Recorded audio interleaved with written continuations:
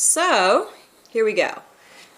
I'm Barbara Garrity Blake, and I am talking to Mr. R.S. Spencer here at his home in Engelhard, Jr., and it is January 25th, 2016. So, R.S., I really appreciate your taking the time to talk to me today for this Portlight project.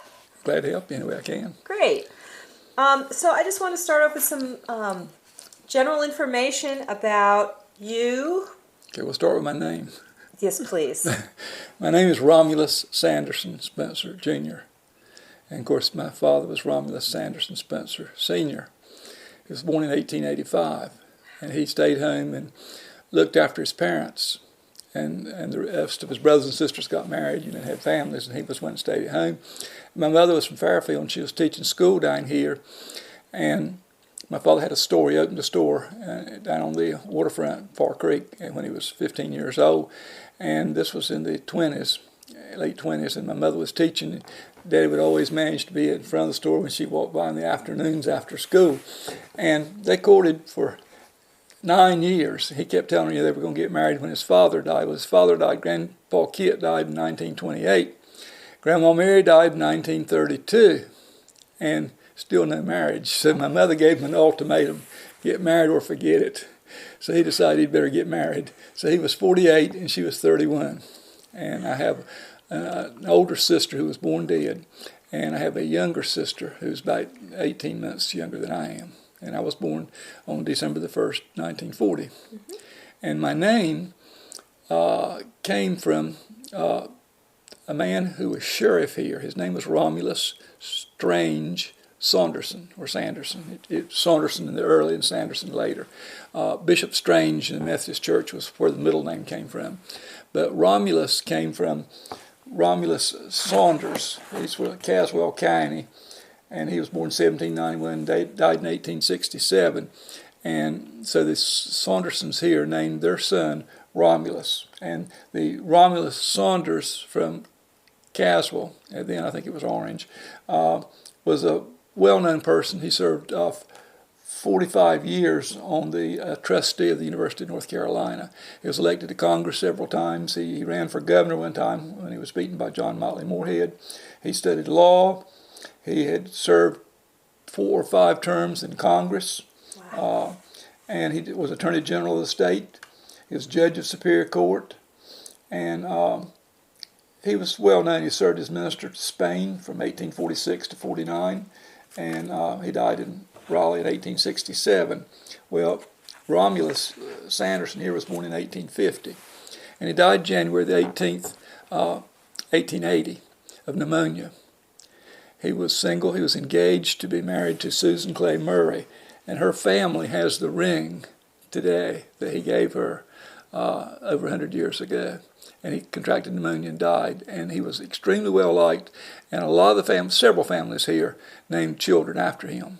And my father was born in 1885, so that's a period of 15 years after his death, but you can see his influence was still there. The Watsons, the Gibbses, the Cutrells, and there are several other families have a Romulus Sanderson. Some of them they call him Sandy. Mm-hmm. But my father liked to dress up, and so he was nicknamed Tony. Somebody said it's an Italian name for fancy dress or something. I never knew my father to wear anything but a white shirt, and usually a tie. I've heard that phrase that he looks Tony. Yeah. Yeah. In that case, his name Tony. So that's my son became Romulus Sanderson Spencer III, and we called him Tony, of course, after my father. And then he had a son. He said, "Dad, I've got some bad news for you. There's not going to be another Romulus." He said, "But there's going to be Christopher." That was your Kit. They don't call him Kit, but Christopher was my grandfather, and he was called Kit. Aww. So I've got a Christopher. So we picked up the family name, and Christopher's probably been used more than any other name in our line. So that's the story of Romulus Sanderson, and some people like it, some don't. But I'm kind of glad I'm not Tom Jones or Dick Smith or somebody like that and read my obituary all the time. And I feel like I should interject for the listeners out there who might be listening to this in the future or reading the transcript that you are well versed on your history, because you were long president of the Hyde County Historical Society, correct? Yes. But I'm a history major from East Carolina University, and I taught in an English minor, and I taught English and history. The last year of the school was at Engelhard, and the first 12 years at Madam Mesquite. My father died in 1973, and I was going to stop teaching, and they said, we'll let you teach what you want to teach when you want to teach it, and you never better deal than that. So I was a county plate. They put me on the county slots, and I worked half-time the last 2 years, but then I just had to stop and go in the family business and run the store. But I love teaching. Fascinating. Yeah. So I've always been interested in history, and I've been active in the Historical Society, and I served as president from 1978 to 1992. And then I was active in the State Society, became a director and first vice president, eventually the president of the North Carolina Genealogical Society. And I said, somebody else has got to be president of Hyde County. So I appointed somebody that I knew probably I wasn't her favorite person, and she wouldn't renominate me, and I asked her not to anyway, and she got somebody else, and they did a good job. And so I've served as the editor of Hoytoids, our Historical Society journal. Betty Mann from Fairfield also serves, and for a while Ellen Williams from Swan Quarter did. Betty will do abstracts of records, and she's excellent. She's abstracting deed book F right now and getting ready to start in G, but she won't do any of the writing. So for the last 72 issues, I've done the majority of the writing, which is, I enjoy doing. Yeah, it's wonderful. So the last issue turned out to be 100 pages, and I said, no more. I had to type those pages from an old scrapbook. Well, and I just want to describe where we're sitting. We're here at your home in your den, and it is just the most, it's just a beautiful library. Thank you. Yes, several shelves full of Hyde County deeds and will abstracts and burial records and state records, everything else. And this is my black genealogy file, this whole section over here. Mm-hmm. And I'm beginning to work with a retired teacher from Madam Mesquite, black teacher, working on an article on the Black Hyde County Ministerial Association. That's going to be in our fall issue. So great. Got an extensive black collection too. Yeah, that's wonderful. So I enjoy collecting. I do research in my own library. Yeah, well. And over this side are the counties, Beaufort and Carteret and Craven. And I buy anything book-wise or that I can get my hands on, basically east of Highway 17, and all the coastal counties. And so that's up to buy all the way around to this side by counties. And there's family files. And then I've got 2 closets full and several cabinets, filing cabinets loaded with material. And my son, I said, don't argue about my buying all these cabinets when I'm dead and gone. You'll be so glad this is organized and you don't have to mess with it. So that's in my living room and other parts of the house. I have files that are full. I was impressed at just the shelves in your True Value store with, you know. Well, we're the book vendor for the Hyde County Historical and Genealogical Society. Okay. That's why. So can we start with talking about your father and how he came to, become a mercantile person in this area and have a store, and you continue that today? Okay. As a young boy, he lived on Mash Island. It's a little island. Was a little island. Martha tells me it's all gone now. In the sign, and he was guarding oyster beds. Granddaddy Kit was guarding oyster beds. And so my father and his brothers and sisters lived out there. And the mail would come in here about once a week, and he would come out and get the mail. And there was a lady that was supposedly a fortune teller that lived at Wapoppin, which is where Mash Island is, near Wapoppin. And he would get her mail, and he just thought the world of her. She'd look at his hand and said, buddy, now this line means this and this. And so some people called her a witch. Some people called her a fortune teller. But my father was extremely fond of her. What was her name? Miss Mirandy. I might get in trouble for saying that. But anyway, my father bragged on her, and he really thought he could come up and get the mail and take her mail and things like that. And then in the spring of 1900, Mr. Enoch Wise from Stumpy Point, he's the father of the well-known writer Nell Wise Wechter. He came to Engelhard looking for somebody to help him fishing, and he couldn't find anybody. And so Dad had turned 15 in March, and this was in probably May. And he said, well, take me. And Mr. Wise said, well, I don't want a boy. So Daddy cussed a little bit, And he decided that Daddy was grown up enough he would take him. And so Daddy worked over there for several months, and he had a record of what he had spent. He spent 31 cents in about 4 months living with Mr. Wise. And I remember one of the items he had was 1 cent for a can of shoe polish. And he had a little bit of money, not much. And he came back, and he wanted to go in business. Now, he was 15 and a half.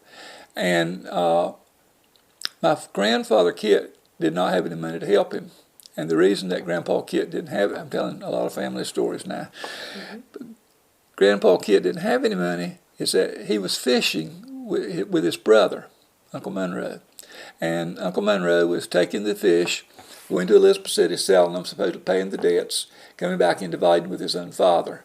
Well, unfortunately, Uncle Monroe was an alcoholic. Mm-hmm. And so he wasn't paying the bills.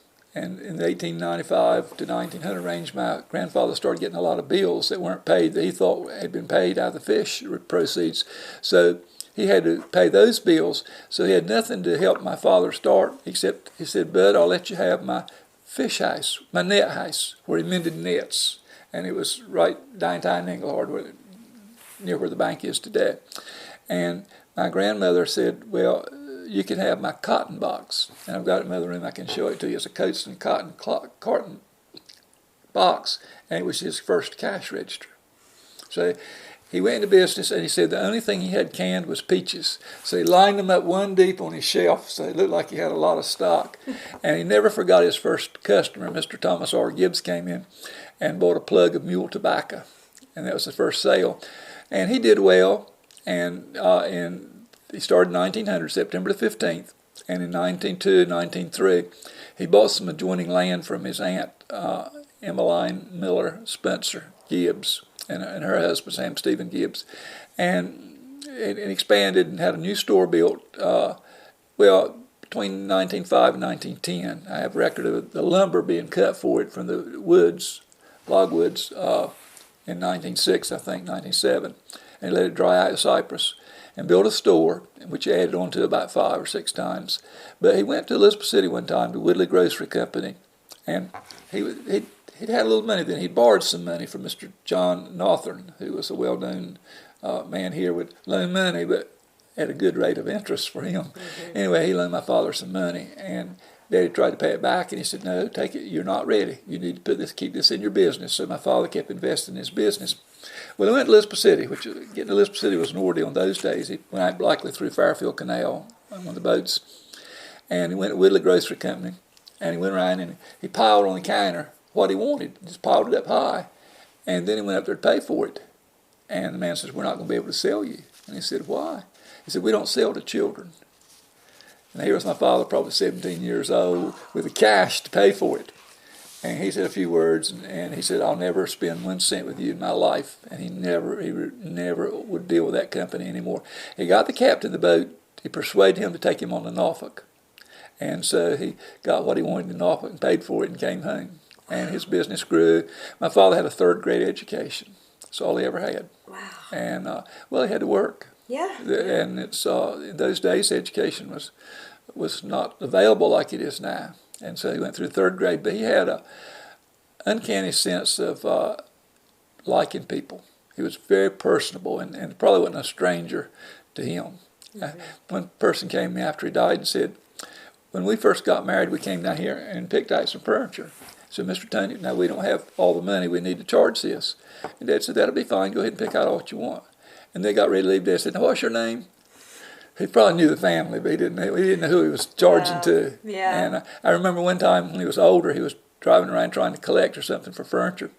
And there was an person escaped from jail, and Daddy picked him up and gave him a ride in the back of the truck. He said, hop in. And the sheriff came looking for the man, find out that Daddy had been riding him around. But my father was like that. He could be stubborn, but he was very low-key. He very not emotional. I never heard him sing. That's why I can't sing. I never heard him sing a word. And he cared about people. When the black women working in the fish house would come in to get groceries and things, and they'd get a pint of cheese, he'd cut a pint in half or something and give it to them. And he'd save old bananas that were getting ripe and just put it in their grocery orders. Rather than fatback, he sliced fatback with a big knife, and he would just give them things. And he's always been that. He was kind of tight on his family, and would let my mother have this and have that, but he was very generous with other people, and consequently people loved him, and he thrived in business. By World War I, he began to go to Norfolk and get secondhand furniture, and that's how we got in the furniture business, which is a big part of our business today. Well, who'd have thought that way back then there was a market in secondhand furniture? Well, this is about the time of the First World War, and people always have to have some furniture sooner, we hope. And they started off in secondhand and gradually started going to High Point and buying new furniture. Yeah. And they had a mix for a while of both, and eventually just the new furniture. Right. But it's kind of amazing we've just been able to stay in business for 115 years. So he was well loved in the community. He was very active in the community for somebody with his education. He was one of the founders of the bank here, Engelhard Banking and Trust, which became East Carolina Bank. And he was active in the Rotary Club and anything that was progress for this community. He built Hotel Engelhard in 1950. He had an older hotel. It was the building on the other side of it that he had bought in the 30s and started running the hotel. And it wasn't adequate. And people said, we need a hotel. Tony, we need a hotel. And so he built one in 1950. And that hotel still stands today. That's where I stayed last night. Yes. So if he had a third grade education, could he read and write? Oh, yes. But he could take numbers and add it quicker than you could do it on the add machine. But he never, now my mother was a teacher, first grade school teacher. She never could get, he would say hoped, he hoped him. And just words that he never learned to pronounce. And a lot of times the older people would put W for a V. He woted, and they would say wrong. And Daddy, unfortunately, smoked. And that worried my mother so much. And there he'd go to work, a coat and tie, and come home with burnt where the ashes had dropped on his coat. And we had these big wooden counters, and he'd be waiting on somebody to lay a cigarette down and forget to pick it up. And he just could not stop. And so he told my sister and I, if you won't smoke when you're 18 years old, I'll give you $1,000 a piece. Wow. So I never have smoked. That was good incentive. Yes. And the other vice he had was these little 5-cent Coca-Colas. He could, but as he grew older, he finally was able to stop drinking those. When you work in a store, you just go by and pick up one, things like that. And we stayed open till about 11 o'clock at night most nights. Wow. We'd open at 8 in the morning, 7 or 8 in the morning, whenever he got it down there. And my mother would go back after supper. So we grew up in the store. Yeah. And people would come in with big baskets of eggs. He said, Bud, put these eggs in the crates, let's see how many there are. And I hated to sit there. I had to count out the eggs for a lot of times. And so he believed in having his children work.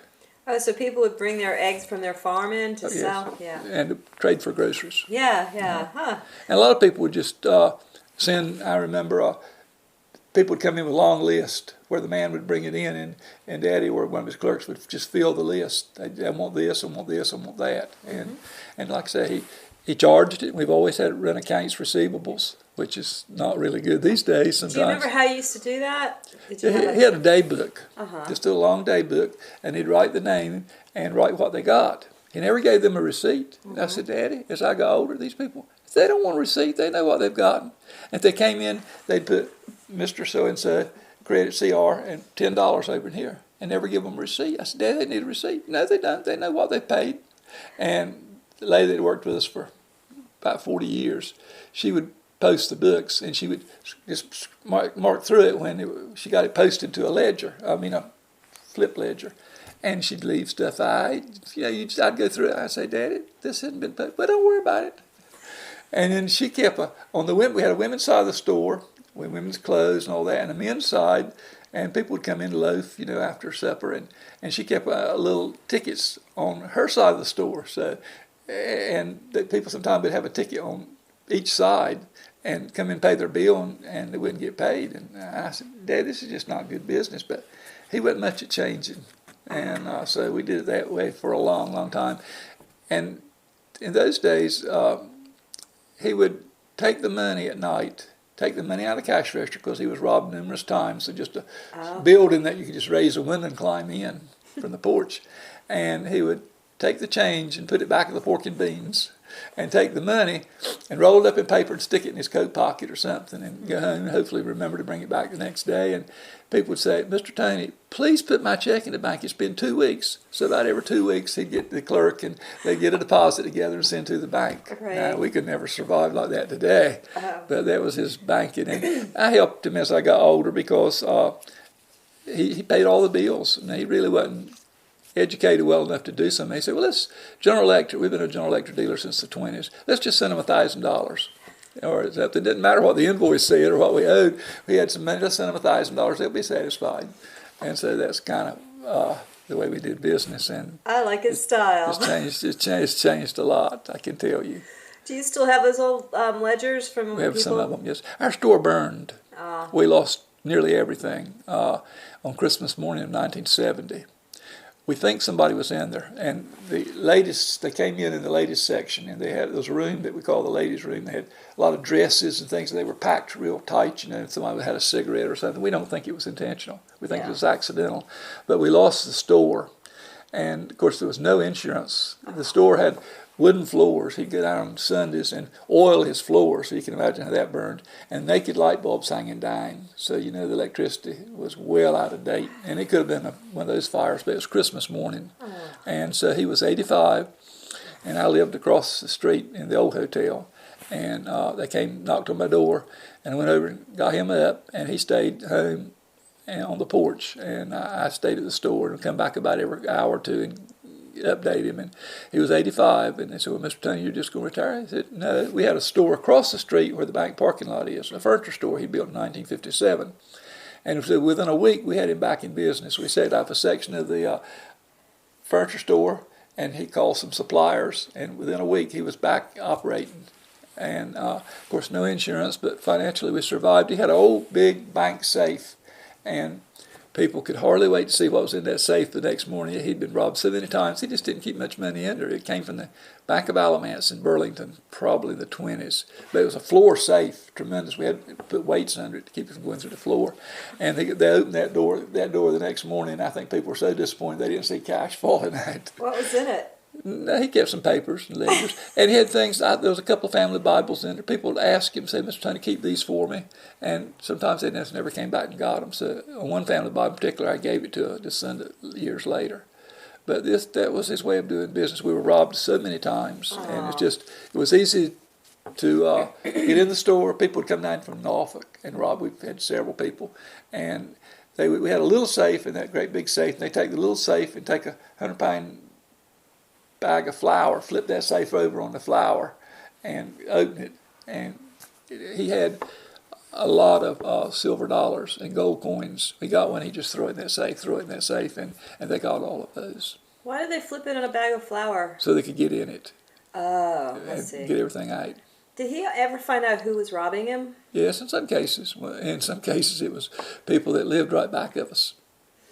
Did he ever press charges? Well, the law took care of it. Yeah. But majority of the times it was somebody local that just knew it was easy to get in, and it was no lock, no alarm system. Well, the door's locked, but the windows you could just pull up and climb in. Did people pay their debts? Much better than they do today. Wow. And even after he died, people came to me and said, "Oh, Mr. Tony, this," and there was no record of it. But they knew they owed it and paid me. I had probably half a dozen people. How about that? So he loaned out of his pocket all the time. People come to him with saying they were in trouble financially, and he would just give them money right out of his pocket. Wow. And not even write it down anywhere. How about that? So it's a different day.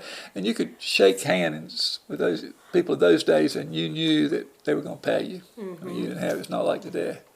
You have to take contracts and everything. But people loved him, and he was just good to the community, and the community was good to him. The kind it had to be for him to survive through the Depression and through the World Wars.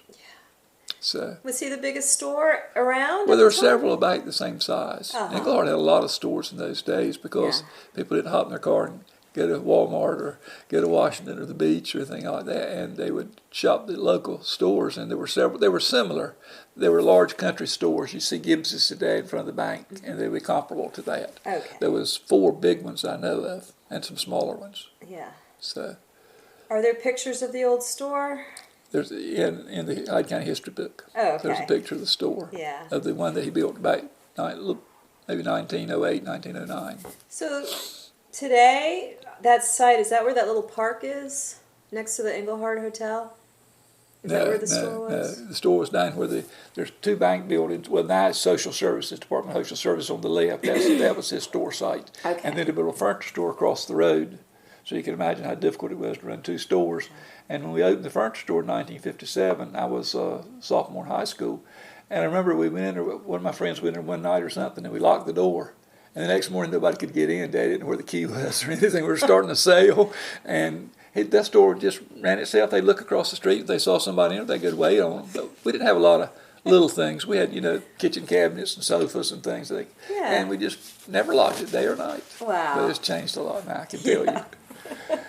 But, so can you talk do you want to take a break for a minute? Are you good? I'm fine. Can you talk a little bit about the role of the freight boats in your father's store?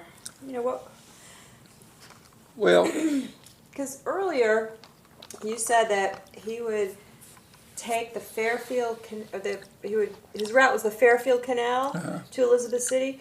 So can you tell me from his store, how did they even get to the Fairfield Canal? Well, he would go to Fairfield Canal by car. Okay. And the merchants built their stores right on the banks of Far Creek. And his store, his office window, in fact, he told this story, and it's true. Some salesman was in or something, and they said, well, if things get dull, I just toss my fishing line out and catch me a fish. And there was a little boy came in the store, had his fishing pole on the porch, and he said, better go get your fishing pole. And he threw it out the office window into Far Creek, and pretty soon pulled up a fish. And the salesman just could not believe that. But they unloaded through Far Creek. See, the harbor, you saw the harbor. You go over Far Creek Bridge, and the harbor's where boats are now. And that's where the ice plant used to be? Yes. Mm-hmm. So that's Far Creek right there? That's correct. And his store was right on that creek? Yes. Most of these stores were. Okay. They got to the creek, and the stuff would come in through the harbor, or they would haul it from wherever it came in. And the harbor empties out into to the Seine, Pamlico Seine. Okay. So this Fairfield Canal was a whole separate thing. Yeah, but if you went out into the Seine, you were still. There's Hatteras over here, and Ocracoke over here, and Roanoke over here. You were a long way from Norfolk or anything. The boats a lot of times would go into Wanchese too, so it was easier for him to go. The Fairfield Canal ran boats on a regular basis, several boats, and they would go to Elizabeth City, and I guess at times on to Norfolk, and they would bring goods. They would carry goods out that people wanted to sell, and come back in. They would bring goods that people wanted, and they were noted for bringing in large quantities of sugar. You understand why? Well, I have a suspicion why. Okay. Well, East Lake, which is in Dare County, but not far from Hyde, and other places were well known as the bootleg areas. And so these boats would bring in great quantities of sugar on their way back from Elizabeth City and everything. What was the phrase y'all said about sugar and shingles? I don't know. Sugar in, shingles out? Sugar's in. Sugar in, maybe that was, I don't know, maybe that was Marco that was saying that. It's sugar in, shingles out or something. Yeah. So really... We would trade a lot with New Bern too. We would go out of the harbor at Wysokin, Nebraska, or somewhere, and go to New Bern. Some to Washington, but our early commerce was with New Bern. Okay. So there are a lot of ties between families in Craven County and Hyde County. Okay. So, Nebraska. Nebraska. I drove down there this morning. Right. Yeah, but I couldn't figure out where the shoreline was. Back at the old store. There's a little canal that runs out as you went over the only bridge in Nebraska. To the left, a little canal. Not Rattlesnake Canal. That's down the other area. You just go right on out to the Seine. Seine would be half a mile away. Okay. So, the freight boats back in the day would. Well, a lot of times they'd have to come up in the Seine in the bay, and unload to a smaller boat, and they would haul it. They had something called the haul over. They would take it from one area to where the big boats couldn't get in a smaller canal and put it in a smaller boat and haul it across the land. Okay. So it's called a haul over. Okay. And it still exists today, even though it's not used for that anymore. Yeah. But that's how they would get their merchandise. And did your father get merchandise from Far Creek, boats on the Far Creek as well? Yes, I would think that's how a lot of it would have come in. And then, I mean, people here, it's hard to realize, they got around. I mean, there's all kinds of stories and records of people that having boats that went to Barbados and the West Indies trade. Yeah. And if you read the old newspapers and things, it'll say in New Bern, it'll say the schooner so-and-so from Hyde County passed by here today or passed in here today. And so it's amazing how we were isolated, certainly, but they managed to get their goods and provide the services. Yeah, and there was a connection to the Outer Banks from here to the Outer Banks? Yes, I can remember when a freight boat ran from Hyde to Engelhard, right down near the ice plant, where the ice plant used to be. And what boat was that? I don't remember. They had probably different boats, but I can just remember one coming in there, and passengers came too. Yeah. I mean, I've heard of one, the Haddoco. Yeah, I think I've heard that. Yeah. But see, getting to the Outer Banks was quite a challenge. I mean, I can remember the bridge being built at Mans Harbor when I was in high school. And so until then, people at Stumpy Point and Mans Harbor and East Lake to a degree would come out here. They were members of the Masonic Lodge here. We had a skeet, Madam Mesquite, they called it Skeet Theater, and they would come out here.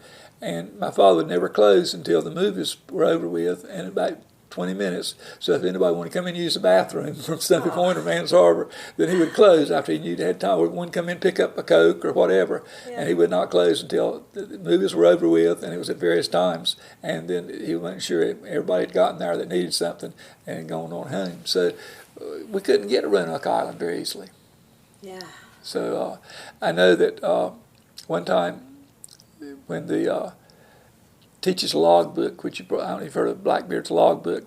Anyway, a man came from Raleigh, Colonel Oles, and he wrote a letter when he was in Elizabeth City. He was going to Wanchese, and then he was going on to Engelhard to pick up this ledger book that was supposedly Blackbeard's. And so from Elizabeth City, he got to Wanchese, you know where that is, near Manio. And then from Wanchese, he came into Engelhard. So Wanchese had a port, a waterfront where they could get in, and probably easier than Manio. Okay. So in our history book, there's names of various boats and things. So, like I said, we did 5 different books in the Wapopin to Wasakin area, which is Lake Landing. do you remember any specific boats or captains? It's before my time. Yeah. But some of the people working on this in 1976 knew it, and it names them. The Mohawk, I've heard of that, Captain Charlie Silverthorne. And the Gertrude was owned by Preston Mooney. In fact, he owned several. And SS Neal owned the Rebecca, which previously was owned by Cal Davis. It's hard to realize what my father went through as a young man. I cannot picture my father riding a horse or getting in a boat carriage or something. I just can't.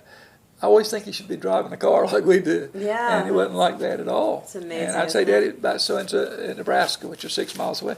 He said, well, we didn't have time. We didn't know what was going on there. And that was just kind of reason he couldn't answer my question. But because that was a long way away back in the day. And it was muddy roads. I mean, one time the bank here was about to go under, and they needed money. And this was Engelhard Bank and Trust Company. And they sent to Elizabeth City, to a bank up there. They got in contact with them, probably by telegraph.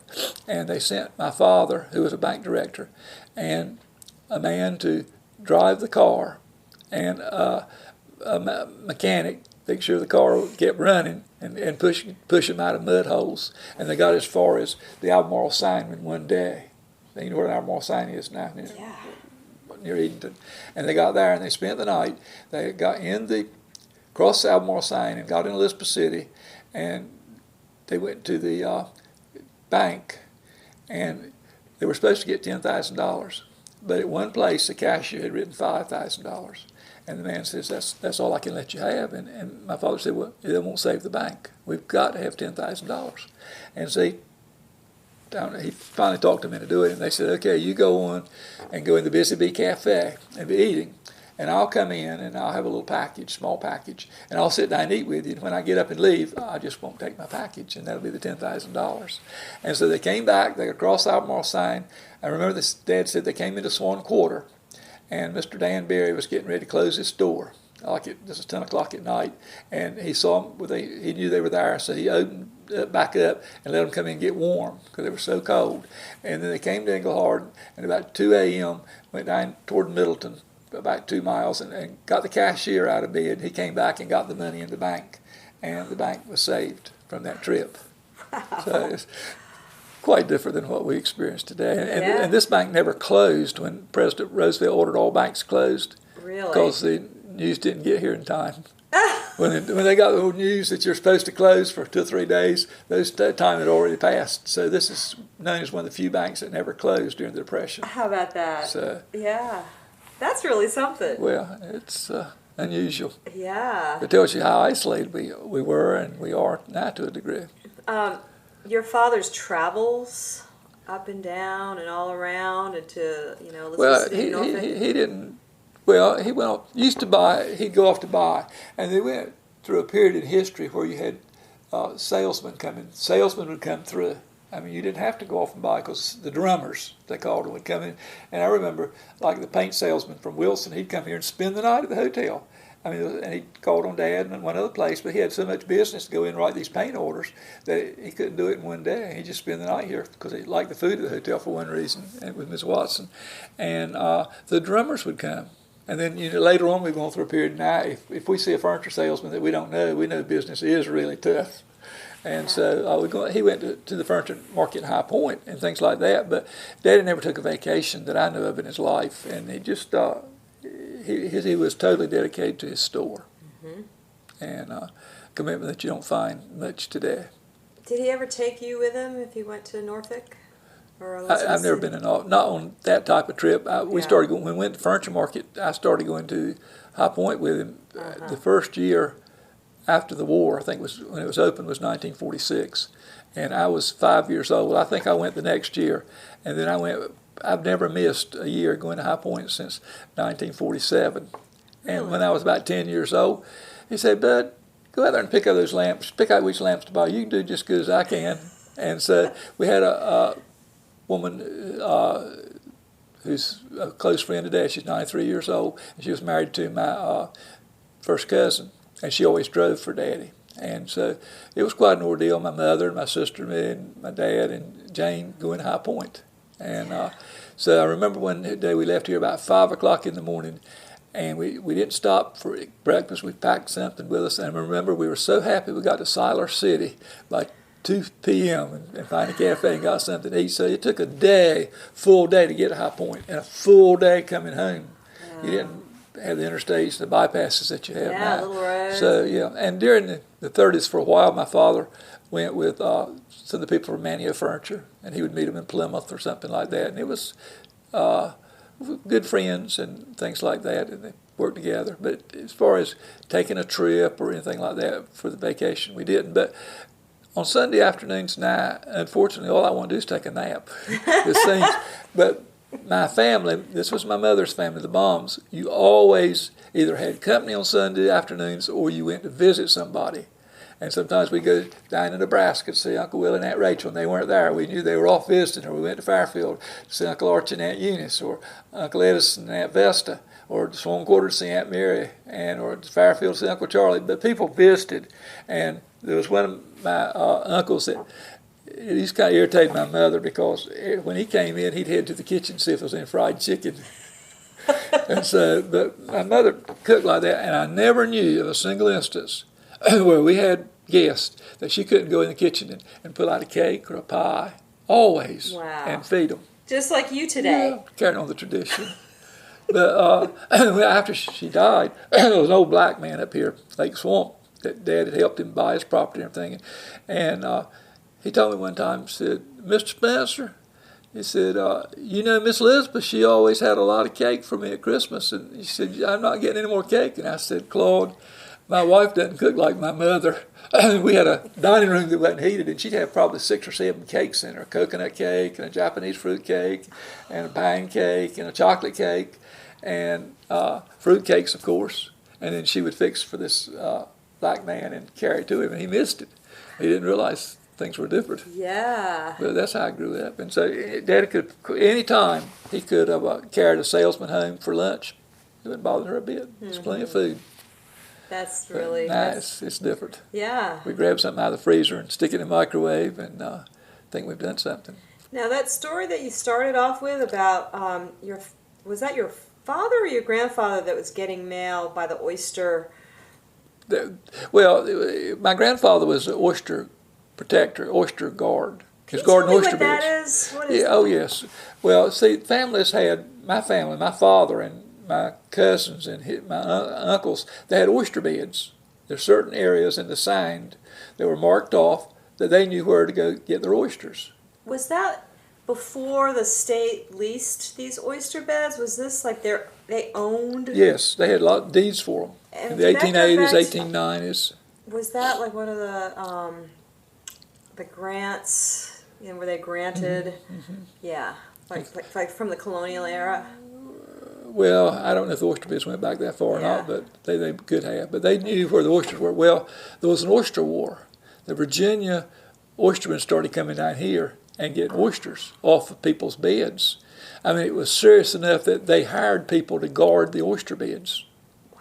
So that's what my grandfather did. And so when my father grew up for a year or two on Mash Island, and his granddaddy, grandpa, guarded oyster beds. So he was like a lookout with a gun? Oh, yeah. And I can show you an oyster shell that belonged to my father.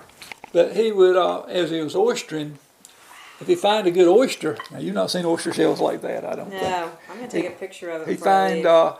If they find a good oyster, Grandpa would throw it up to a certain part of his bed, and then he would go to the Craven County Fair in New Bern, and a lot of times he'd win blue ribbons. I wish I had some of them, but I don't.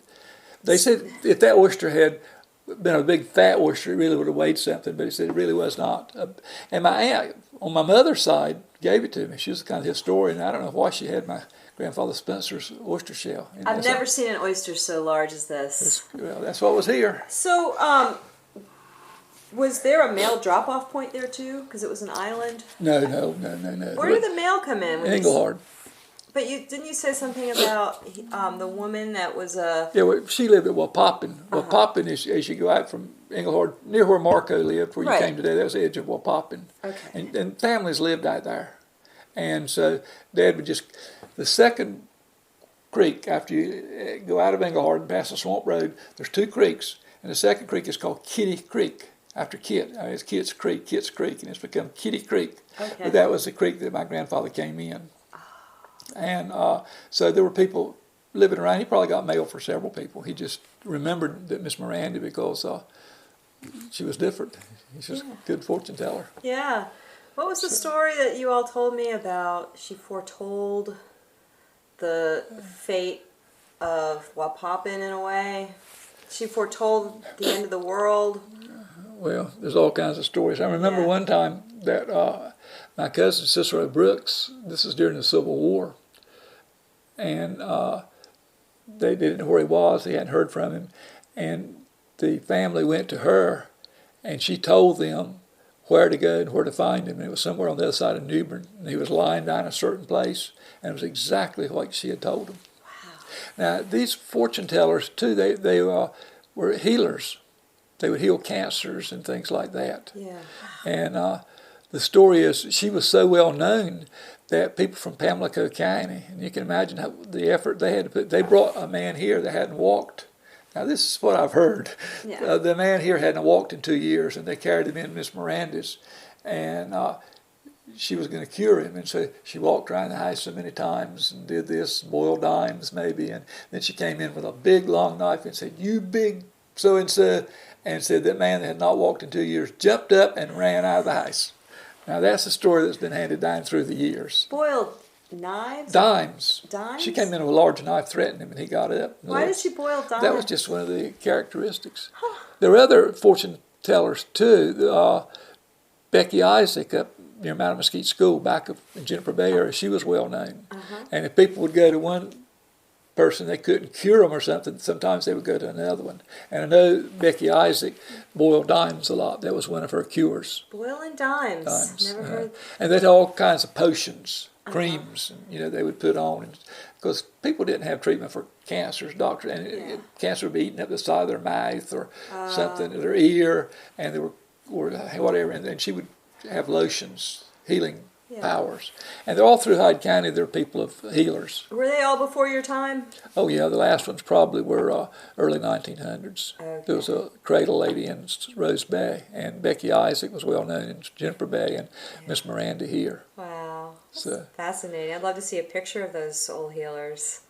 The family probably has a picture of Miss Miranda. Yeah. You kind of sometimes have to realize you're talking about somebody and they got relatives living today. Well, that's right. But I think they understand, and everything I would say about her would be complimentary because of my father's high regard for her. Yeah. I wanted to ask you the story of Fairfield and the man that had that canal dug to Elizabeth City. His name was Flavius Spencer? Flavius Fletcher. Fletcher Spencer. Yes, he was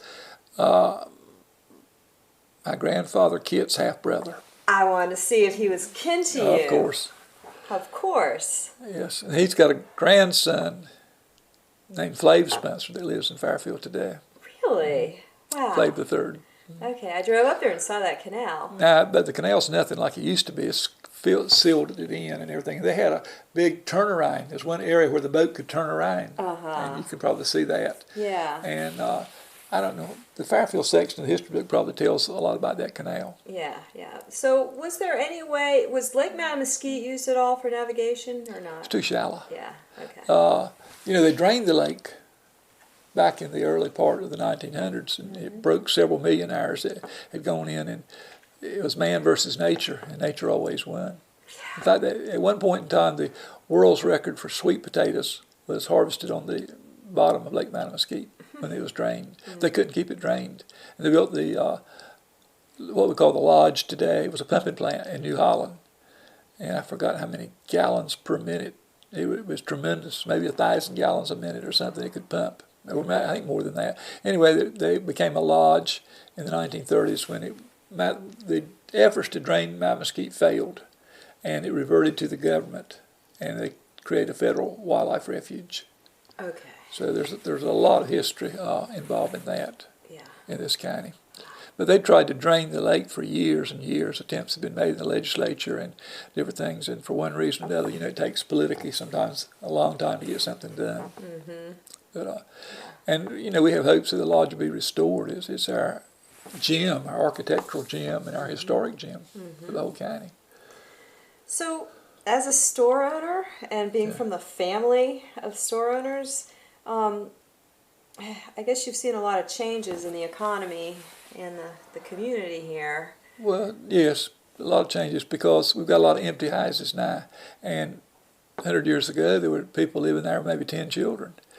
Amity Church, I don't know if you're familiar with that, about 3 miles out. Church has big white columns. There's a picture of their Sunday school in the early, maybe 1910 or something, over 100 people. Today the church is closed and probably has 2 or 3 members left. Wow. And we just don't have these big plantation homes were filled with children. And it's different today. And so it's been, our population has declined. So Hyde County is a tough place to make a living. I love living here.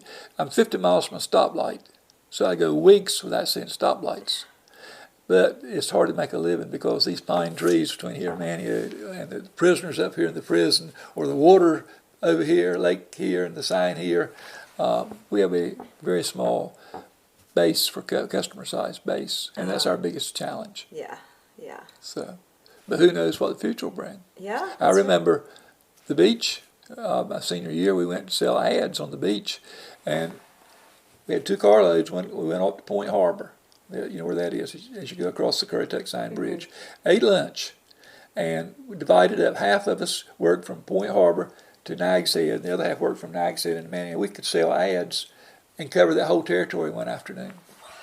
It was probably October, and they probably weren't everything open. But I mean, I've seen the development of the beach, and who knows what will happen here. I think we've got a beautiful harbor if it was cleaned up and fixed up, and who knows? I probably won't live to see it, but eventually, the world population is growing. People want to get away, and this is a place. If you want to get away, this is a pretty good place to go. Not Engelhard, but you probably haven't been to Gull Rock or Slocum or Last Chance or. I want to go to those places. So you are not at the end of the world in Engelhard, but you're more likely to be at the end of the world there. Or a place like Machuse near Man's Harbor. Fascinating places. Any place called Last Chance. Yeah. That's remote. Yeah, the State Magazine called me. They're going to have a little article about that, I think, in the May issue. Yeah. Why it got its name, how it got its name. Oh, good. I told the man, I said, well, I'm sure you've never been there. He says, yes, I have. I know where Last Chance is. But why is it called Last Chance? So I told him. So I know why. I read it in your historical book. So one of the things, people here treasure their heritage. I mean, that's why we've been able, unreal what the Historical Society's been able to do. Just many, many books we've published. And like I said, we're starting our 73rd journal, which comes out twice a year. And a lot of the interest is people that were from here that live elsewhere, but they still value their roots. We have a family from Hillsborough, and he's 98, and she's 88, and she's 87, or 89, 89. They came down here Christmas. Their daughter gave them that for a Christmas present to come down and clean up the family graveyard. Aww. And they've cleaned up the graveyard, and it's not far from Martell's restaurant. And they've cleaned it up. They put a fence around it, cut down a tree that was in it that was damaging the tombstones. And all the tombstones were toppling. They just laid them all flat. And this is an old Spencer cemetery. And so this year for Christmas, their daughter, Holly, gave her mother and daddy a present, come to Engelhard and clean up the graveyard. And they were thrilled, and they brought Holly's husband and her 2 children because they want to instill in them that 20 years from now or 40 years from now, go down there and keep that cemetery and look after it, which is the opposite. Most graveyards are just forgotten, grown up, and unfortunately plied up. Yeah, I've seen that. But this is a family that values their heritage. That's beautiful. And it was kind of strange. It was somebody they'd never heard of from Pennsylvania, Alice Stott. And she came here, and that was her family cemetery. And so I got them in touch with each other. In fact, I've just had an email from her this week. She's the property owner? No, I don't know who owns the property. Who owns these graveyards is a touchy issue. You cannot landlock a graveyard. It's against the law, and there are certain requirements. And my mother was a Baum, B-A-U-M. And they originally came from Roanoke Island, and there's a Baum Meakin cemetery near the Mother Vineyard. And the group has been very active. And we, 20, 25 years ago, went in there, and you couldn't even walk in that graveyard because of briars and trees and bushes. And we cleaned it up. People from Norfolk and people from Hyde County, and have gotten the graveyard cleaned up.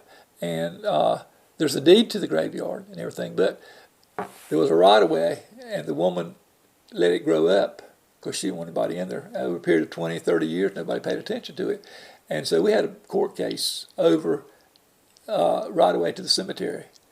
And we wound up losing because our attorney filed on the wrong statute. But the judge did everything he could to help us, and we probably had 50, 60 people, Baum descendants there in the courtroom in Mania. So what was the fate of the graveyard then? Well, it's still there. And, well, there's a lady who's originally from Swan Quarter. She lives on one side of the graveyard, and she's always welcomed us and her husband. As long as he lived, we go there and park in their yard, take a picnic lunch, and but she's like nearly 90 years old, and we don't know what'll happen to the day. Eventually, we'll probably have to petition the court to set it right away. Mm-hmm. And what's happened here, there's people that, you don't go on my property. Well, if they've got a graveyard there, they have a right to get to it. Now, I can't tell you, but most people, or many people, just give up. Mm-hmm. But to go in Amity today and see the shape of the tombstones is sad. Mm-hmm. Why don't these people care enough? Yeah. My family is buried in Fulford, which is a cemetery started in the early 1900s, and I see people, they don't put flowers on the graves. And my first cousin just died. She was 99. And every year she saw there were flowers. And I went up there this Christmas. She's gone. And nobody put flowers on the family's grave. Yeah. Aww. So yeah.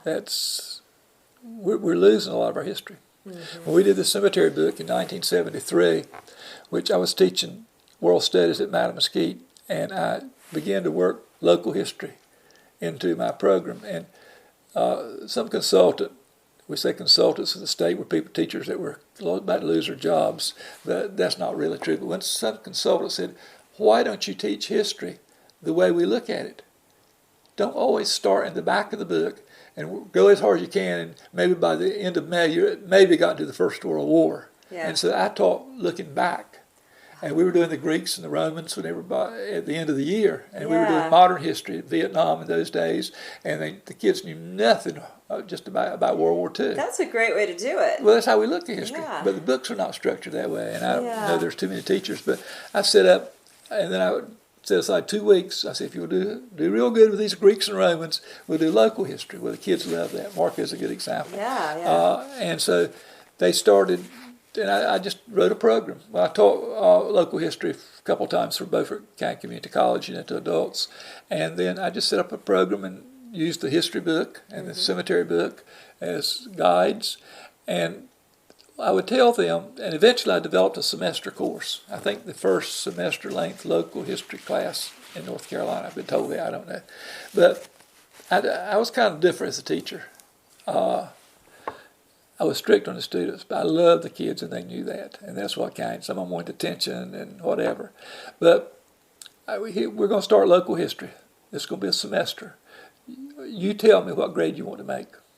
You decide what you want to make. Here's the criteria for an A. Here's the criteria for a B, C, D, and E. And so you decide what you want to make. And so the kids that are most interested, they would sign up. Well, part of the requirements for A, you had to have a certain grade point average. Mm-hmm. And with me, it was 90, which sounds low, but I was tough. Yeah. And suppose they'd done all the other work and just their grade point was just a little bit off. So I had extra credit. They could pick certain things. And one of the extra credit projects was bringing Bible records to the school. There was no copy machine in the school. We had an old mimeograph machine. And Miss Swindell, that did the cemetery book with me, the old maid from Fairfield, she would come over certain days, pick up the Bibles that the kids brought to school, take them to the Register of Deeds office, and she threatened the commissioners. She had to use that. All she wanted to use it was she'd do something to them, say, you got free use of the Register of Deeds copy machine. She copied the Bibles, bring them back, and the kids would take them home, and they would get points, grade point average for so much, and the family Bibles would never leave the home overnight, and so people were willing to do that. Mm-hmm. So that's how that's why I published Hyde Remembers, which I realized I had all these Bible records, and they weren't doing me any good if I didn't share it. Mm-hmm. And then, two, the school children went out and mapped the graveyards. Of course, the good students, the better students, love that. Well, they really did. Yeah. I can see rather than their nose stuck in a book. And the better students, of course, I assigned, the larger graveyards, so we'd have to divide them up. But that's how we got our graveyards done. And two people could have never done what we did. We got graveyards that were, say, 2 miles from a road. There was a man in Belhaven, Mr. John Brinson, came down, and he was raised in Sladesford. He knew all kinds of where graveyards were that nobody ever heard about. Yeah. And then we got our material together, and I took my class with 10th grade world studies and the U.S. history class, grade 11, which I had taught the previous year, and we went to Ocracoke one weekend. We raised some money, and went to Ocracoke, and assigned a Mesquite student and an Ocracoke student, and mapped the 80-some cemeteries, whatever was on Ocracoke Island one weekend. And so the result was in memory of our cemetery book, which is different than most of them because it includes who the people were. We realized Henry Gibbs, there might be 12 of them here, and we know who they are, but the reader wouldn't know. Right. And so we had a summer project where students went through the death certificates and made records. Mm-hmm. And so Miss Swindell and I spent more time researching who these people were than we did actually finding the graves. I bet the kids were fascinated looking at death certificates. And they come back now. And Mr. Spencer, did we get that graveyard? Here's 40 years since I've been teaching school, and their mind, bless their hearts, is still on. They want to make sure that we had this graveyard. That's great. So, great. It takes a lot of cooperation and everything. Yeah. But I was different. I taught different. Yeah, but I love the kids. Wonderful. Let me just. Yeah. Let's see. Stopped up. Let's see what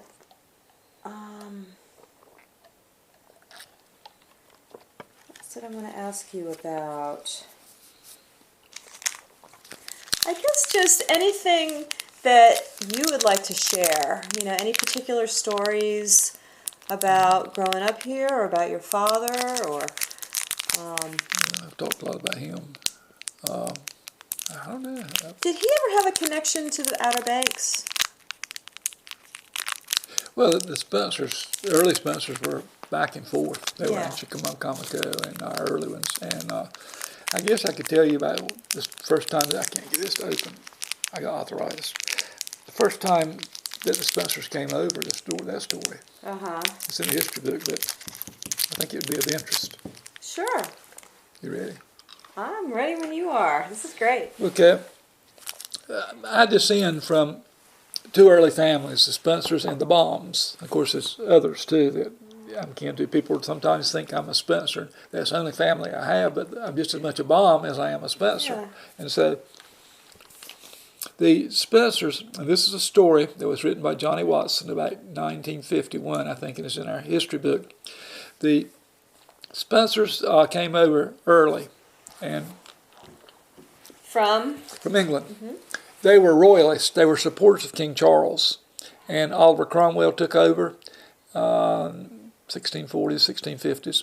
And the royalists, a lot of them left England, maybe not immediately, but the story, oral history on our line says that Mr. Spencer, and we do not know his name, came over, and when he was in the Pamlico Sound, his wife died. And we've heard her name was Lady Rose Spencer. What does that indicate? Maybe nobility, maybe criminal, who knows. But he was coming into, what's been passed down orally is coming into Charleston to enter. Well, this predates Charleston, South Carolina. But North Carolina had a port of entry in Brunswick County called Charlestown that existed in the 1680s for less than 10 years, I think. And the time that's Charlestown is told a little bit orally, it easily becomes Charleston because nobody's ever heard of Charlestown. But he entered that, and when he was passing through the Sound here, his wife died, and he buried her on lands he just described as a great marsh, and decided he would come back. And the story is he came back, he couldn't find the grave. See, it was just, you can imagine one marsh looked all the same. Yeah. But anyway, the Spencers were here, and his name was Thomas. This could have been his son's name. The first one we can trace back to is Thomas Spencer, who died in 1736. And there's a Thomas Spencer of Roanoke Island and a Thomas Spencer of Chickamauga on the beach on the Outer Banks. So I've forgotten which one. I'd have to look it up. We descend to. But our Thomas died in 1736. In 1725, he married a mulatto woman in the Episcopal Church in Edenton.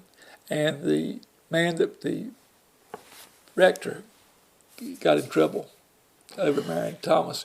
A mulatto woman could have been part Indian. We had a lot of Mamaski Indian people that are part Indian here. Who knows what he could have been. Mm-hmm. But he married Martha Paul, and then he died in 1736. Now, he'd been married earlier. We don't know the name of his first wife, and his children came from her. And he had a son named William. And William had a son named Christopher. Christopher had a son named Peelage. Peelage had a son named Christopher. Christopher had a son named Christopher. Christopher had Romulus Sanderson. Wow. So that you see, the Christophers takes you back to the 1736. Yeah. So that's the Spencers. No wonder your son decided to have a Christopher. Yeah, well, it didn't bother me too much, but I really don't think even though he's 48, he doesn't appreciate being named Romulus Spencer as much as I do. And I've been called Ronald and Robert and everything else, yeah. R. Spencer. Then I get phone calls, are you so-and-so? No, I'm Romulus. Well, goodbye. So my mother's family, and we've written a book, two ladies and I have written a book called Currituck Legacy, the story of the Baum family in North Carolina. They came over in about 1710. We have found them from the Palatine area of Germany. They were going through a potato famine, and the thing was tough, and there was a lot of migration to America. And the Palatines came into Newburgh, the Swiss Palatines, about the same time. We don't know why ours stopped in Currituck County. But so we were here around 1710. And then at this Mother Vineyard Cemetery I told you about that we cleaned up, we've got a big marker we put there that my I forgot how many times, 3 times I think, great-grandfather Abraham Baum was buried there in 1842, I believe. No, see, he was born in 1742 and he died about 1830. But so I come from two really early families. The Spencers have been somewhat interested in their family history, certain ones, and it's been passed down orally, and that's why we know about these royalists and King Charles, etc. Yeah. The Baums have been very interested in their family, and we have a Baum reunion every year. We've had it for 48 years, I think. Wow, where does that take place? My cousin Walter Baum's yard, the home place of the Thomas Baum that came over to the Sandbanks in the early 1800s. Is that in Engelhard? Or? It's between here and Fairfield. Okay. It's a little bit more than halfway to Fairfield. Wow. And we meet in the yard, and of course we had great big trees, and the hurricanes have destroyed the trees, and so we have to have bought all kinds of tents, and so we meet there. And my Spencers have a reunion usually at the Engelhard Baptist Church in July, and there's about 30 of us, so there's not many. And this past year we have lost the lady who was my first cousin, who was 99, and another one who came from Apex, North Carolina. We called him Pinky. That was his family name. His name is Robert Gibbs, and he was 86, and he was very, very interested. So this is going to be a sad reunion with both of those people there. But I've been fortunate, and I don't think all these people had arthritis and diabetes like I do. But my first cousin, who died at 99 this year, 2 years ago, her sister died at age 100. And on the Baum side, I have a cousin who's 99 in Swan Quarter, Hazel. Wow. And then there are other cousins. There's a bunch of first cousins that died in their 90s. So you have longevity in your family. I don't think so, because they lived in a different world. They didn't have all these diseases or problems. So. How old was your father when he passed? 88. Yeah, huh? He was nearly 89. And he smoked all the time. Yeah. That's a bad thing. So, certain ones will have the longevity. I don't know. But my sister and I are the last two grandchildren left of Grandpa Kit. Yeah, wow. So, and she lives in Keston. She's Mary Lee Tillman. She's about a year and a half younger than I am. And if you were born... And she has arthritis too, so maybe we inherited it. Oh, so when you were born in 1930... 40, I'm sorry. The age of the freight boats had pretty much gone by. Yeah. Right? I mean, you had the roads, you had...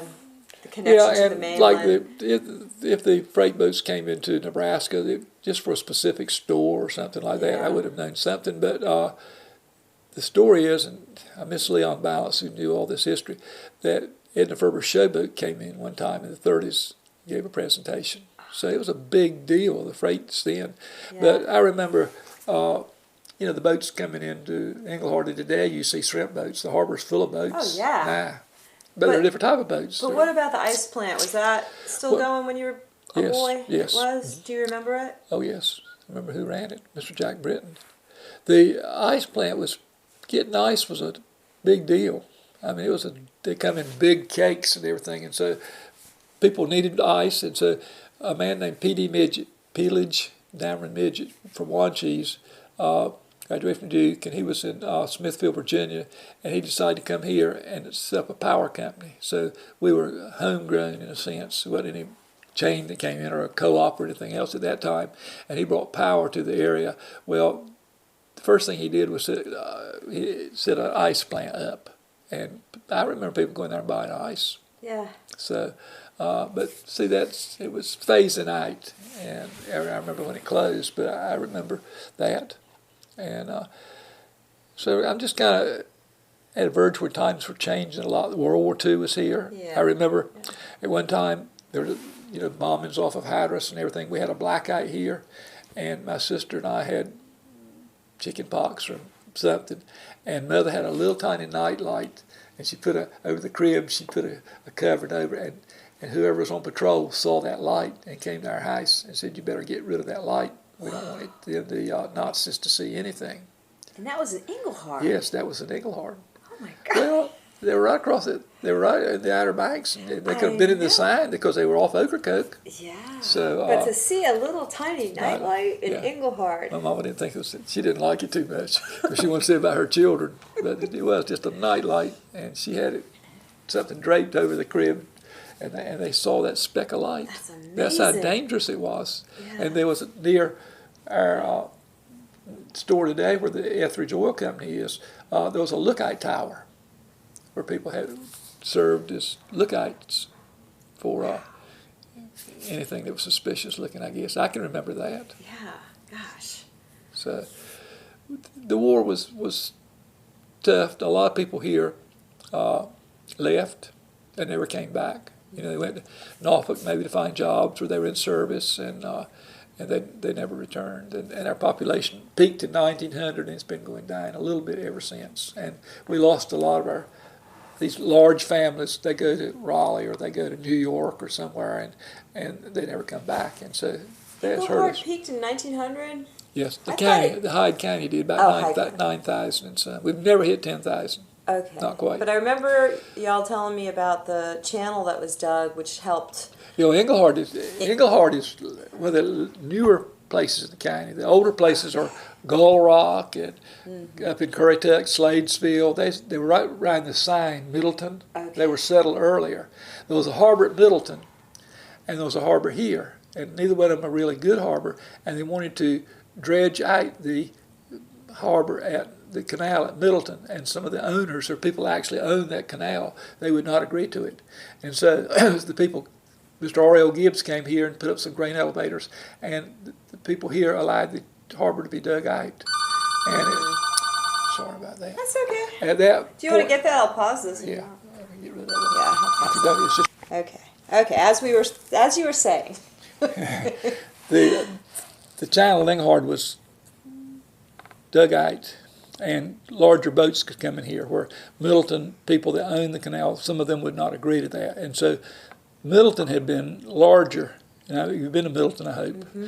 And there's just nothing left as far as stores. And if you go over the bridge at Middleton, there's a line of old buildings. It's a shame they can't be restored, the old stores. And that whole part of Middleton burned in a great fire in 1899. Destroyed everything. And so those buildings were put back shortly after that, so the early 1900s.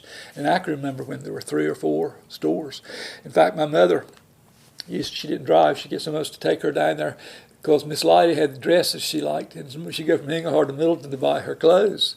And then the old store that's left on this side is an old store that the Blind Balances ran. And it was moved from the edge of Pamlico Sign down to Middleton, and that store predates 1850. Wow. And I have a piano that belonged to the Blind Balances that probably dates to the 1870s. Are the Blind Balances, blind? Yes, the Balance family, and they were most of them were blind. Wow. So is it genetic disorder? Yes. So I was fortunate enough to wind up with their piano, and I don't play very well very often, but it goes way back. Now, going back to the harbor, a decision was being made about that time on where to run 264. And coming in around at the curve at Amity, and that curve was changed a great deal, shortened, it did loop around. They could either run 264 to Middleton or run 264 to Engelhard. And because of the harbor, I've been told, they decided to run 264 to Engelhard, and that really began the demise of Middleton. So it's hard to realize on the mainland, Engelhard is the largest town, village, whatever you want to call it now, but we're the newest one.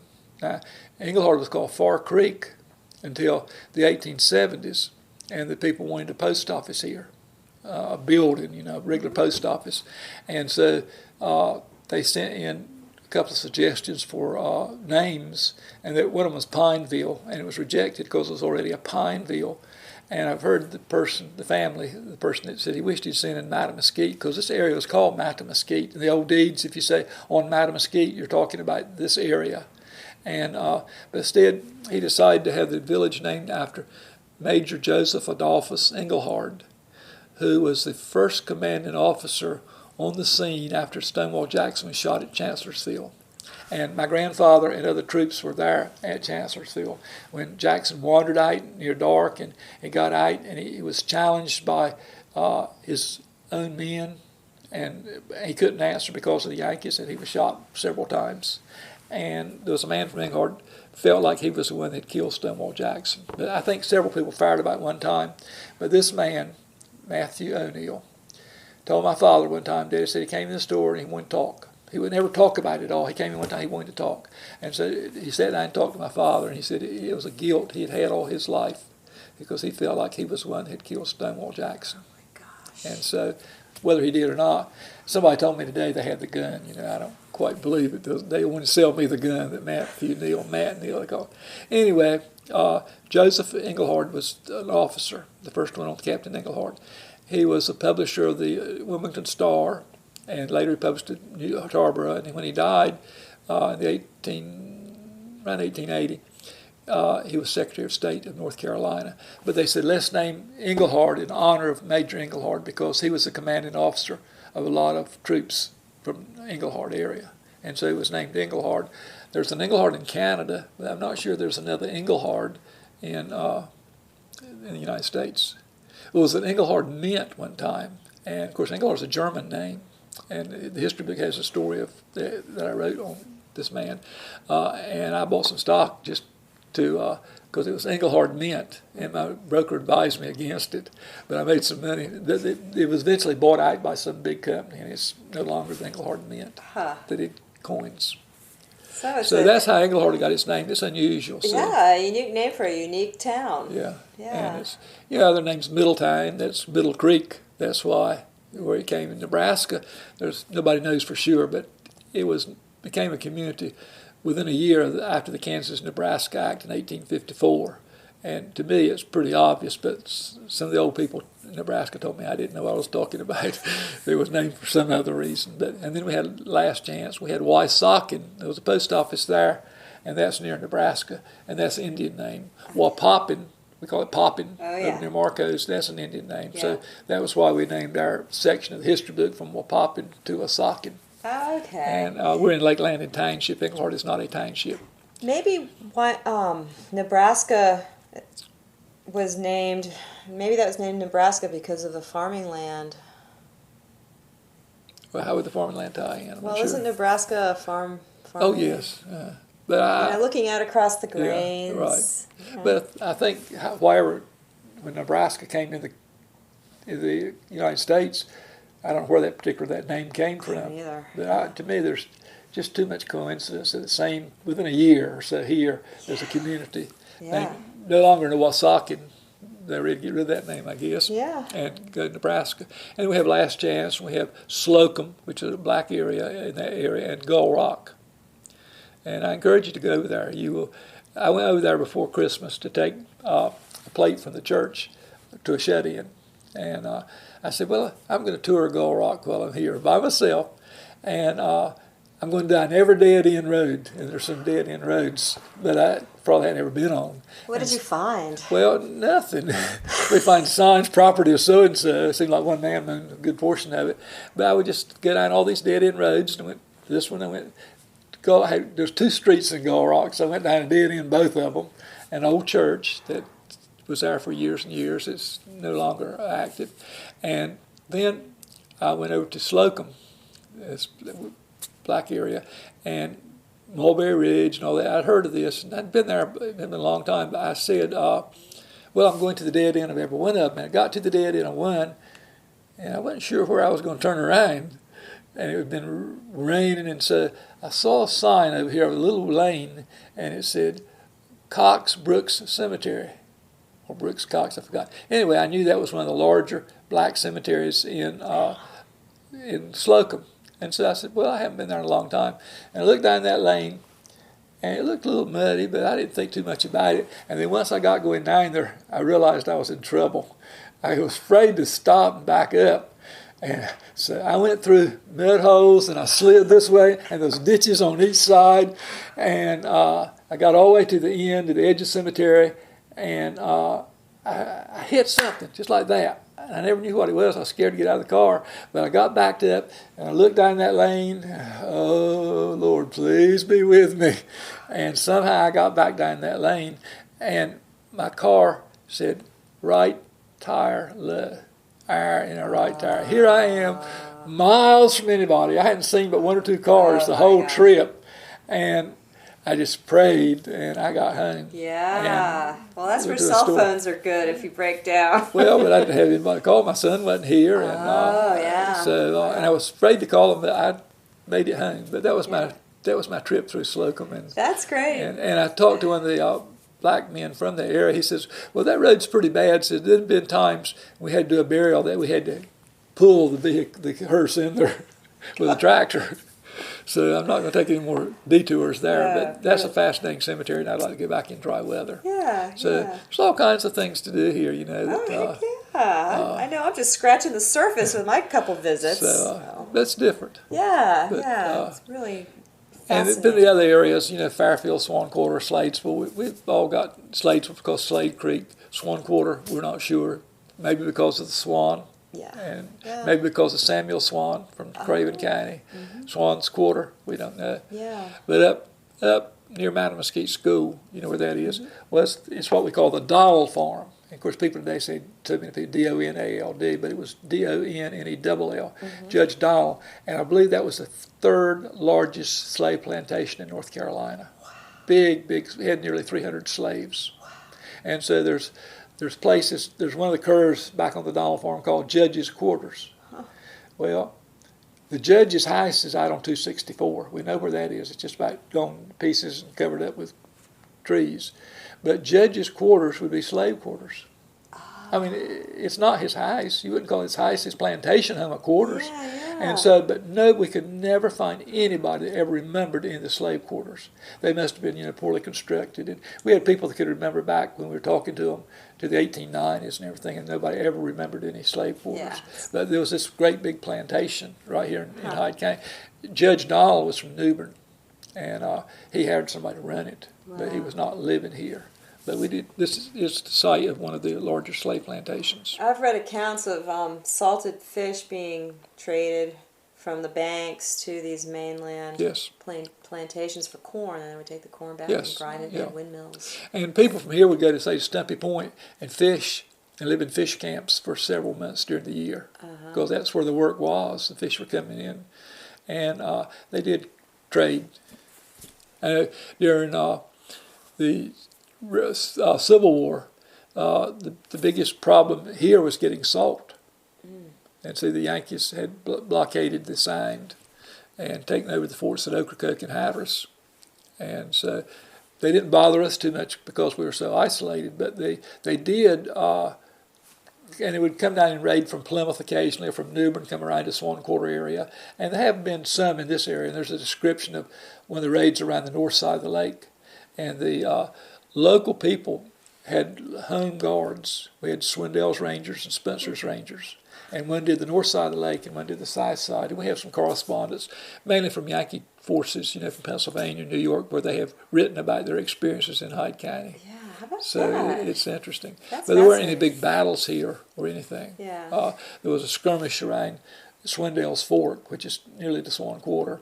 And there were various other skirmishes, but nothing big. Yeah. The Confederate drilling ground was at Middleton. Middleton, there's a statue now of the Civil War. In Middleton? Yes. My grandfather was in Company F of the 33rd Regiment, and it's on his tombstone, and there's a big monument there at Middleton near the bridge. I saw that. For Company F of the 33rd Regiment, mainly, but for the Civil War troops. I'm going to go back and take a picture of that. But we never have been able to locate where the drilling grounds were. We've seen references to the what does that mean?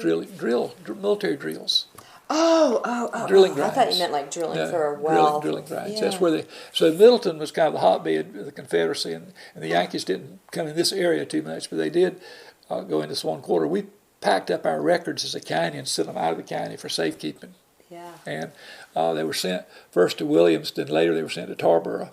And after the war, we find instances the clerk of court was hired to put the records back in order, and he submitted bills for working with these records. And consequently, we have all our deed books dating back to 1738, except for deed book J, which is 1795, and deed book T, which is around 1825. And they were burned. People say we had a courthouse fire. They were not burned in the courthouse.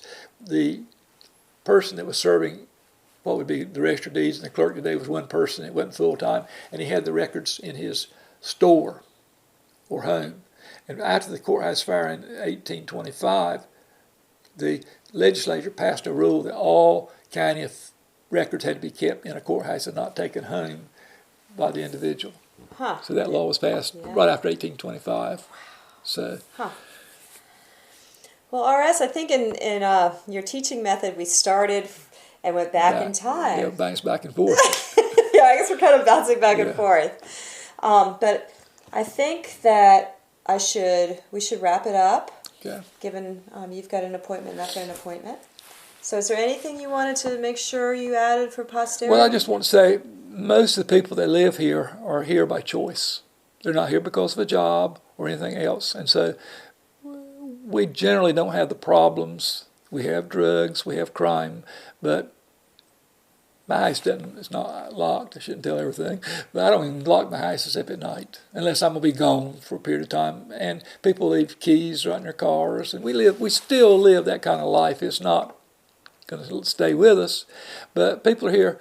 And somebody asked me the other day, said, "Why would anybody want to live here?" And I thought, to myself, why don't you move? Because people are here because they want to live. This is where I want to spend the rest of my life, and I've threatened my children that they better not put me in a nursing home, which they might need to sometime. But it's a unique place, and I love the history. I'm thankful that I was born here and raised here and have been here my whole life except going to college 4 years. Yeah. And so I love it. There's disadvantages. People said, "Well, where are you going to get pizza in Engelhard?" I said, "Well, you can go to the grocery store, or you can go, we had a little takeout called TJ's, or you can go to the hotel." The hotel? Yeah. Or now, Far Creek, the deli has, we want pizza, we can have pizza. That's right, yeah. And we live without a Walmart. They tease me about having a Walmart, but we're far from it. And, we survive. The biggest problem we have is medical facilities. And we utilize Greenville, particularly with Washington Sun. Right. We think Greenville's down the road. 2 hours, what's that? We used to go to Charlotte to the clothing shows. We got back to Raleigh. We thought we were coming close home. We got back to Greenville. We're nearly home. And people are, "Where do you live?" So we're here by choice, and we've got, I would say we're economically disadvantaged, which is a nice way of saying we're poor. And that affects us as merchants, particularly when we run accounts receivables. Mm-hmm. And our people live on the land and the water. And the land now has become a land of giant farms, big tractors, and not much labor, which is the opposite of what it used to be. Fishing is just about gone. The little fishermen can't survive. You saw the big boats in the harbor. Mm-hmm. And so we've become modern in that sense. And it's taken away, I think, in a lot of ways, and yet it's necessary for economic survival. So I love it here, and I'm glad I was born here. I enjoyed my time in college. I came home to teach. They said, Thomas Wolfe said, "Don't go home again," or "You can't go home again," whatever. Can't go home again. And but there was a vacancy here in Engelhard, and I was offered to teach. The teacher left, and I had a history major, an English minor, and I had 2 years of Spanish. And so the guy taught French, and he'd resigned. And so I came back home to teach, and that was one the best years I ever had. I lived with my parents and talked to my father a lot, and I've got all kinds of files of things he told me. And I taught 8th grade English, 10th grade English, 11th grade English, 12th grade English, and Spanish. There was somebody else teaching history, and I couldn't interfere with that, or 9th grade English, and coached JV basketball, girls basketball, and boys basketball. That was a full year. That was the last year of the schools in Engelhard. And then we went to Mattamuskeet, and I was fortunate we brought in an individual named Morgan Harris, who was just a great blessing to this county. And I helped him, ran the JV basketball program for several years, and helped him with the varsity boys. And I just loved it. So, like I said, I taught different, and I loved the kids. And they would mind in my class, and they'd crow across the hall and raise hell. And I said, "Peggy, why are you doing that?" She says, "Well, we know we can get by with it over there. You're not going to let us get by with it." And I was tough, probably too tough, but I loved the kids and they knew it. I could assign my classes something to do, walk over to the principal's office, flip the intercom on, and I better not hear any noise in my classroom. If I did, and it took a little training, if I did, I'd go back. "Boys and girls, I apologize. I am so sorry that I did not leave you enough work. We will make up for it.